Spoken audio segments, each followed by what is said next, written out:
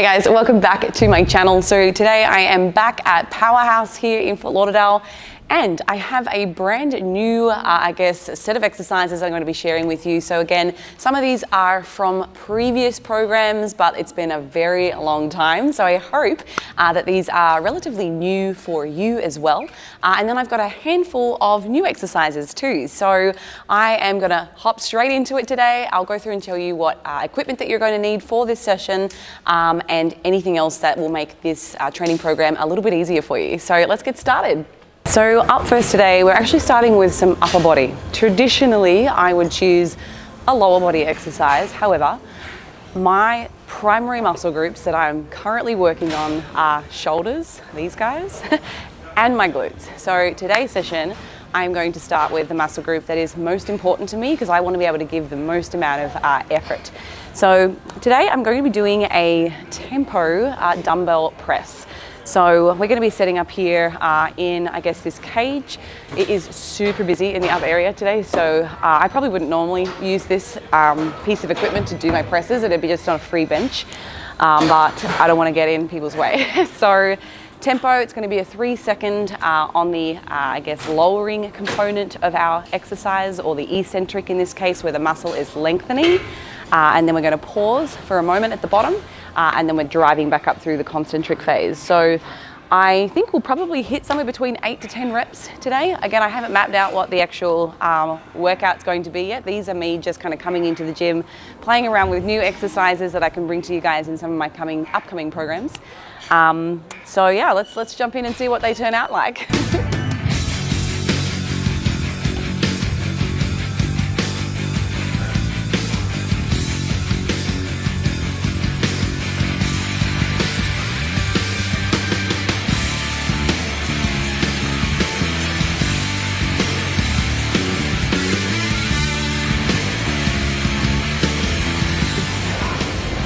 All right, so that was my first set.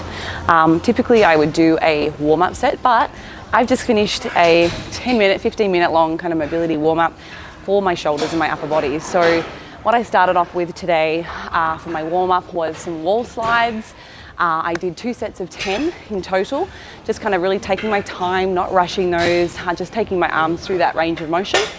I also did some pull-aparts. I also did some back and forths with the bands. I did a couple of external rotation exercises using the bands. And then I also did a spinal rotation, warm-up or mobility, just to kind of loosen things up slightly, but not get them too stretchy and stringy before training, because obviously I want to make sure that I can maintain my performance and my overall strength. So quite a dynamic warm-up, nothing static, because I am focusing on my performance today. So yeah, I think that was what I did. I'm going to take the weights up now. That was a little bit light for me. I think for 8 reps it was probably an RPE of 7. So unfortunately they don't do like 2.5s here, so I'm going to go straight to 35, and that may drop my rep range back down. I don't know yet, so we'll have to see. Also, if you've got wrist wraps for support, use them as you're going up in weight. This is tempo, so there's a lot of time under tension here. I know for me, as somebody that kind of gets sore joints, I don't know, maybe that's just what happens with aging, not sure. But if you have got them, definitely grab yourself your wrist wraps for this exercise.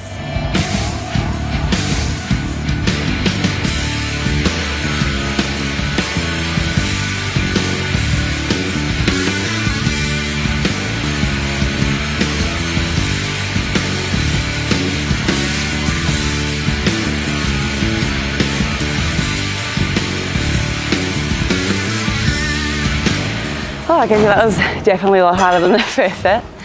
If it's not ugly, you're not working hard enough. So definitely some great facial expressions going on today. So yeah, that was probably perfect weight. I think that was 8 reps. I'm hoping it was 8 reps. I tend to forget to count after like 5. So I'm gonna stick with that weight.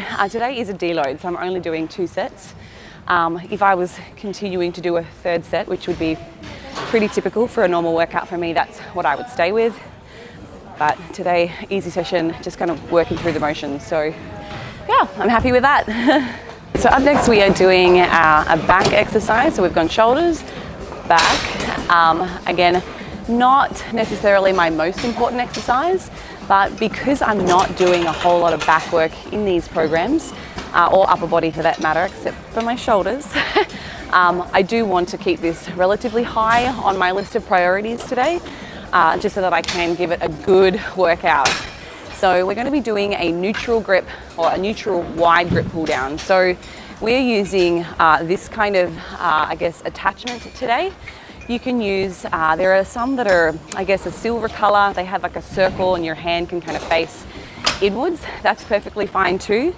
There is another attachment like this, which looks neutral, but this is not a wide grip neutral. This would be a close grip neutral. So if you've got one that's a little bit wider, that would be preferred. And I'm only doing this because I've already done quite a few close grip pull downs in previous programs. So I now want to kind of move back to a wide. So I'm kind of mixing up muscle groups so that they're getting an equal or an even amount of training over the course of my 12-month macro cycle. Okay, don't mind the fact that I have spilled beverage all down me. I cannot make my mouth for the life of me. Like every day, without fail, I spill my drink. So embarrassing. All right, first up, want to make sure that you have your I guess, supports locked in at an appropriate height. If you've got all this ability to move, you're not going to be able to properly secure your body. So make sure that it is sitting at a height where you can just put enough pressure up with your toes. So I don't have it as low as it goes, but I can drive up through my feet to give or create a little bit more pressure. So that's kind of what I'm doing when I am pulling down to secure me in place. So you can see here I'm kind of leaning slightly back. I'm not staying in this position. I want to come up tall, completely lengthened through my lats. So this would be subtracting. I want you to allow your shoulders to kind of lift forward and lengthen up through your lat. Pulling down to the top of the chest. Exhale on the concentric, the pull. Breathe in on the eccentric.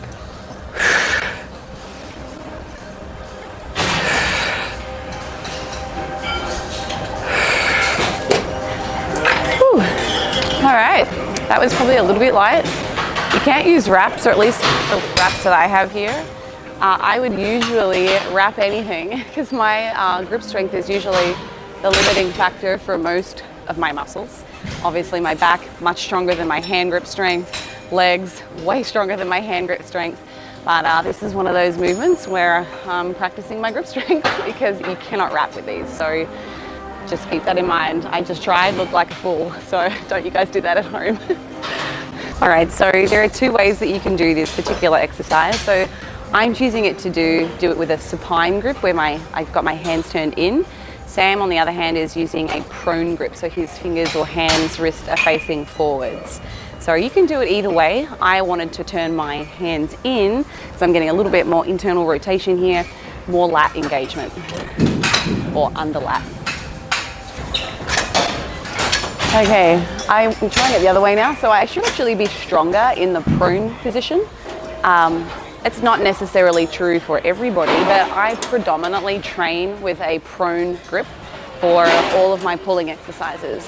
For anyone that maybe does a lot of pull-ups where you're in that supine position, or even maybe the close neutral, you may find that you're stronger with that supine grip. But for me, I actually just took this up. So don't want to sell myself short and do too fewer reps.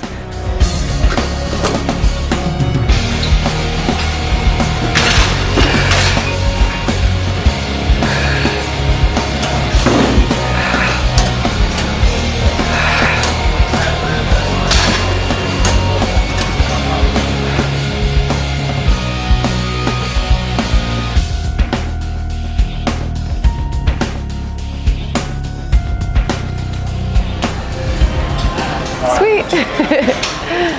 So I was probably training like 3 reps from failure there. If I'm being honest, I don't necessarily want to grow my back. So it's interesting to reflect on my last 2 years of training programs, because because I've probably done no more than say 4 back exercises per week. And I've only seen a small amount of loss in that area. So I think that just kind of goes to show how hard it is, first and foremost, to lose muscle once you've got it. But it probably needs to be said, a lot of the hamstring predominant exercises and hinging movements that I do, as an example, like my heavy RDLs, there's a lot of scapular retraction in those. So I am still using my back. So I think that has been enough with those 4 back exercises that I've been doing for the last couple of years to kind of maintain my back musculature. So interesting, just interesting. All right, so up next we are moving to our chest. So we've done shoulders, back, chest. Today we're going to do a Spoto press. So again, this isn't something that I have done for a long time. I think the last time I programmed this intentionally was when I was training for powerlifting, actually. So it's a really great one for improving your, I guess, bottom range strength in the lengthened position for your bench press. So what a Spoto press is you're going to bring the barbell almost all the way down, but we're going to stop short just above the chest by about 1 inch, and we're going to pause. So we're in that lengthened position. The chest is completely stretched. Pausing, very challenging. It does mean that you're going to see a slight reduction in your overall, I guess, performance. But what it does do is has some carryover to your regular bench press and allows you to kind of develop and improve your strength at that more challenging part of the movement. So I got no idea what I'm going to do this today. It's been so long. So I'm just going to start with a barbell. I'm probably going to do 3 or 4 warm-up sets, and then we're going to work up to sets of 5 or 6. I don't have my wrist wraps here again today, so again this would be another exercise that I would recommend using your wrist wraps for to protect your joints. I'm going to be very careful today because it's been a little while and I already feel a little bit ganky this morning, so we'll see how they go. So one of the things that you will notice that I'm doing at the bottom of the rep, so obviously we're keeping that distance of about 1 inch off the chest, but I'm also going to pause. This would be really important if you are somebody that is intending on competing in powerlifting. When the bar comes down and fully touches your chest, it does have to sit there for a good period of time. So I've certainly done training for speed before where you can come down and just kind of touch and go. But that would be an illegal lift if you were performing in powerlifting. So if you are somebody that is wanting to practice for the purpose of powerlifting, you do want to make sure that that bar stays on the chest for a good second before you then press it back up. So yeah, that's what I'll be doing with the Spoto press today. One of the things that you probably need to know if you're going to do this exercise, load the bar somewhere between 20, even up to 40% less than what you would normally do for the same number of reps. At least that's been my experience and others that I've worked with. So you don't want to put on the bar what you would normally do for a set of 5 or 6, because it's not going to happen. All right guys, up next we've got our final 2, or at least I think it's our final 2 upper body exercises. So we're going to be doing push-ups, superset with a single arm bent over cable rear delt raise. A bit of a mouthful. So I am carrying this band because we're going to be doing banded push-ups. So if you are a beginner, this is not one that I would recommend. If you are more advanced and you've been doing push-ups for a long time, and if you can comfortably do 20 bodyweight push-ups on your toes, then we want to add a little bit more resistance. So rather than going to 30 reps or 40 reps before you get close to failure, this actually allows you to just do the same number of reps but with some resistance. So it's going to save you a lot of time, which I know is very valuable to a lot of you. So we're going to pair that with the bent over rear delt cable raise. Okay guys, so I started off with the thinner green band. I think this is usually a red band. I just picked random colors this time around, so most of you probably have the normal set color. I was still able to do like 25 reps with this. So the whole point is to save me time. So I went up to the thicker pink band, which for many of you would probably be the black color. It too still allowed me to get to 15 reps before I was really close to failure. So for a normal non-deload training week, I will probably use 2 of these bands because ideally I want to be able to do 10 to 12 reps and I'm getting to the point of failure. So just a little tip, if you are someone that's been lifting a little while, that's certainly going to make it a whole lot more challenging. And even for me, like, it's been such a long time since I've done these, and I really enjoyed this exercise combo. So yeah, I really liked it. Okay, so now if that's too easy and you need to have a bigger challenge, then I have one other suggestion. It might be like, I don't know, a handstand push-up on a Bosu.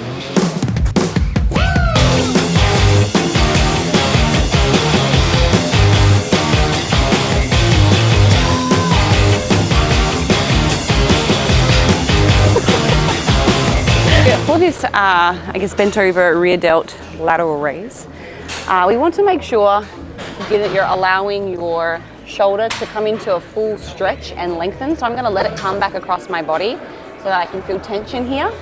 If you're touching the plate and there's no tension, there's no point. So make sure that you're further enough away from the cable tower so that there's always tension on that on this hand. And then we're going to pull up and through. So this is quite a heavy weight despite it only being 10 pounds, but I'm going to brace through my core. I'm going to get down into that squat position. I'm using this free hand as support, exhaling on that concentric, inhale on the eccentric. So just to really over exaggerate.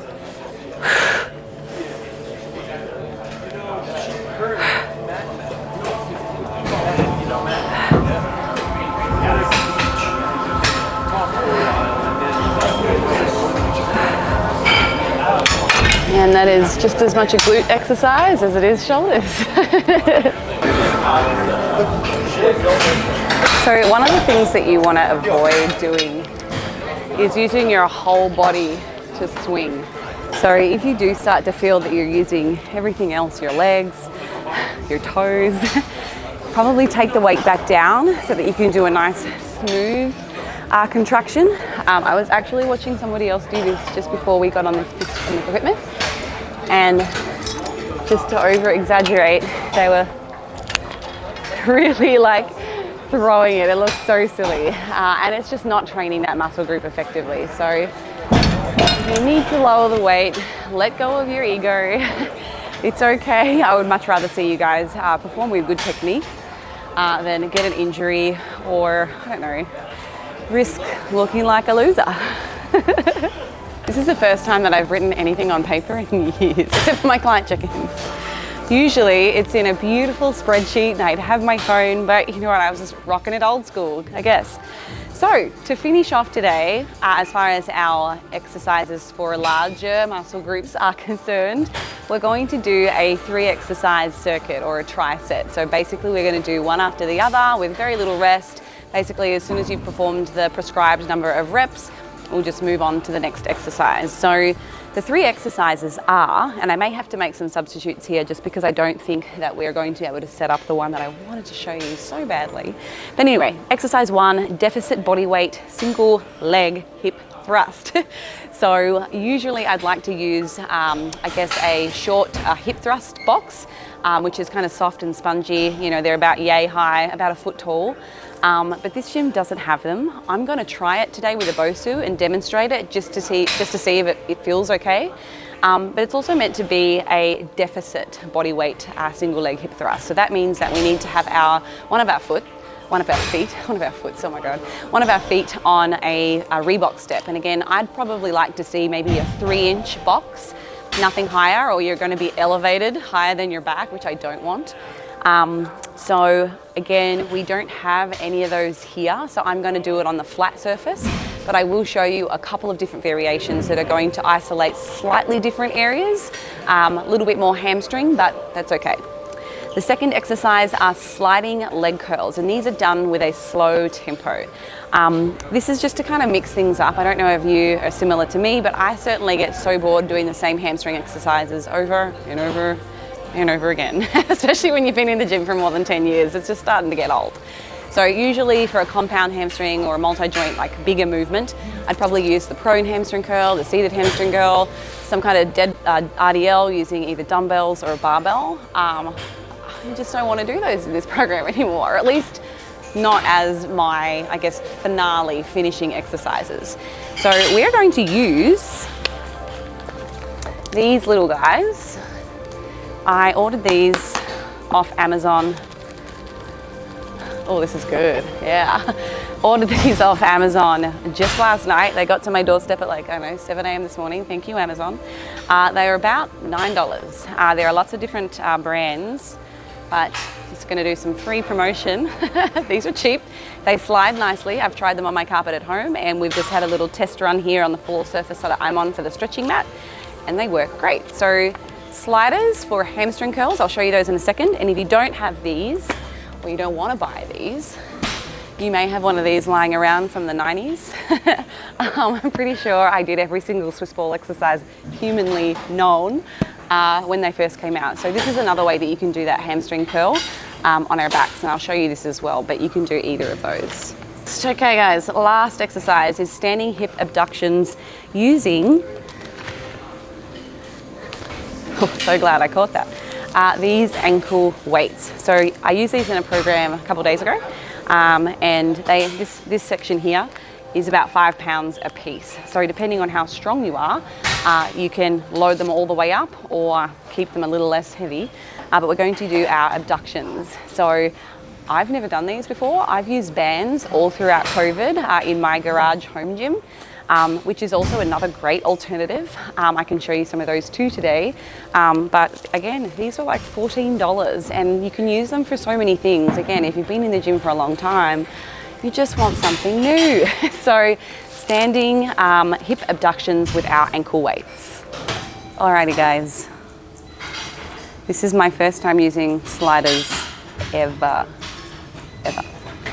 So again, like I was saying, you could do this exercise with these, or you can do them with a Swiss ball. So I am going to start with my butt flat on the ground, hands down by the side. This is your stability. You're going to bring your hips up, and we're going to slowly lengthen out so that you are resting on your heels. And then you are going to pull all the way back in. Slowly extend out, keeping that hip high. Don't let your butt sag back down. You want to keep the hips as high as possible. So again, slow tempo on the way out. Pull those heels back in. And that is really tough on your hammies. For someone that just did BFR yesterday on her hamstrings, this is going to be fun. So that's that exercise. All right, so again, if you don't want to get sliders, maybe you just want to use the machines. That's totally fine too. But for this one, same kind of thing. We're going to roll the ball out as far as possible.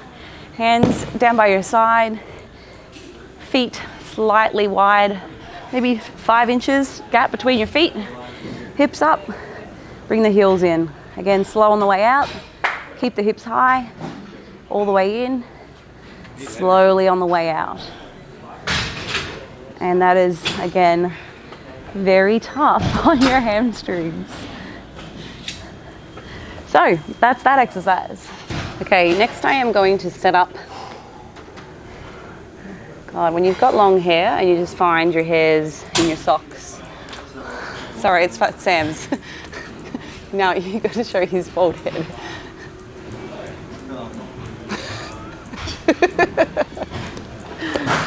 Okay, so I'm keeping the 5 pounds inside. They came packed like this. That was actually quite handy. Wrap that around as tight as possible. Okay. All right. I will say, if you keep the 5s in, it feels so weird to walk. So walk slowly. So I'm going to come over to, I don't want to put my hand on the mirror. If I just cleaned this mirror, I'd be so mortified if I saw somebody put their hand on it. Okay, I'll use my, so we're going to stand here in this position. Again, athletic stance, so bent knee, we're just going to take the foot out to the side. Just like so. Now you can also do the same movement, but kicking or extending straight back, and we can also do it on a 45. So if I face this way, might actually be easier to show you. So coming down, and then 45 degrees is going to get a little bit more of your glute medius. So kind of angling away. Like I can really feel that up here in the top part of my glute. So imagine if you've got a 90-degree bend, you're taking your leg back towards that 45. Or two hands on the bench, we can kick straight back up. And again, you don't want to hyperextend your back like this. That just loads up your lower back. So we're going to come in, just squeezing, and you kind of lightly take your foot down and just tap. Like I can already feel that. Also on my supporting leg. Did I leave a mark? Yeah. So that is our, oh wait, no, I've got one more. I've got one more exercise. Okay, the last one, it's supposed to be a bench supported deficit single leg hip thrust. Bit of a mouthful. Hey Sam, would you mind passing me that Bosu? I want to see if I can do that on here.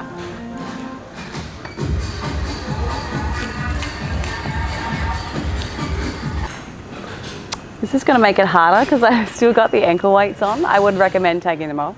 You can try it up with them if you like. But we're doing single leg hip raise. So you're going to have one leg out nice and straight. Coming up. So because my upper body is not stable, it makes it quite a bit harder. I really have to engage my core. And I almost feel like I've got to center myself slightly to the left, like the side that I'm pressing up on. I think I prefer this on the flat ground. Again, I just said to you guys, I'm trialing and erroring here today myself. So I'm going to do this on the ground, but technically I would rather you do this on a hip thrusting bench and then use a 3-inch Reebok step for the foot that's planted on the ground. So you're basically in this position, you're coming down and then thrusting up. I will find time to make that an actual video so that you know what I'm talking about.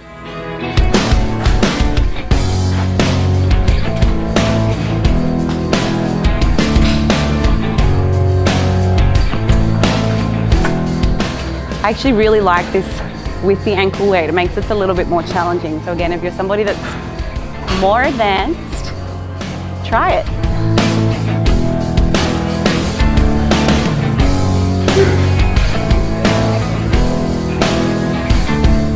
All right, let's do this circuit.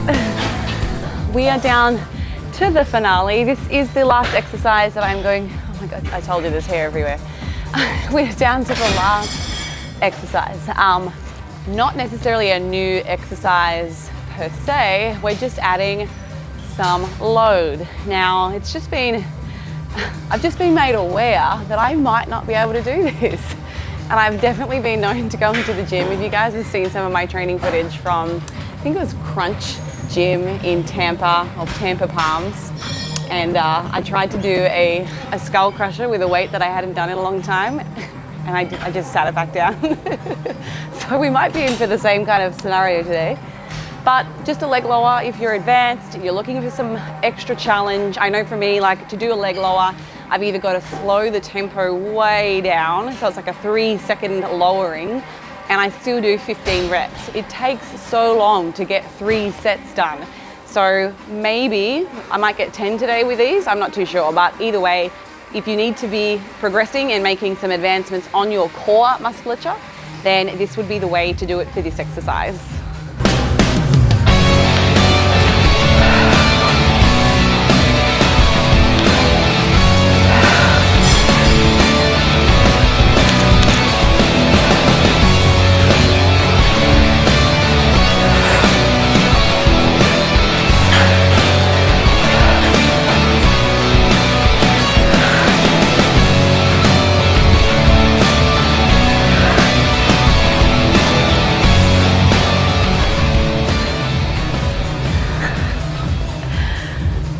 That was really hard.